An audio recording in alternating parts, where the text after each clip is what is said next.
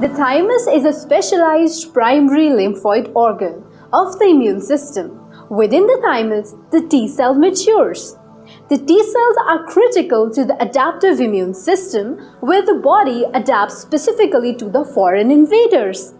The thymus is composed of two identical lobes and is located anatomically in the anterior superior mediastinum, in front of the heart and behind the sternum. Histologically, each lobe of the thymus can be divided into the central medulla and the peripheral cortex, which is surrounded by an outer capsule. The cortex and the medulla play different roles in the development of T cells. Cells in the thymus can be divided into thymic stromal cells or the cells of hematopoietic origin. Developing T cells are referred to as the thymocytes and are of hematopoietic origin.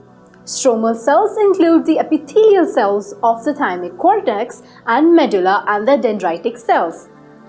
The thymus provides an inductive environment for the development of T cells for the hematopoietic progenitor cells. In addition, thymic stromal cells allow for the selection of the functional and the self-tolerant T cells repertoire. Therefore, one of the most important roles of the thymus is the induction of the central tolerance.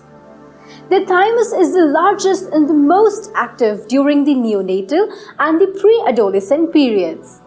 By the early teens, the thymus begins to atrophy and thymic stroma is mostly replaced by the adipose.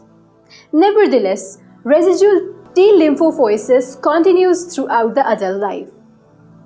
Watch detailed lectures on sqadia.com anatomy course. That's 2 minutes. See you in the next video.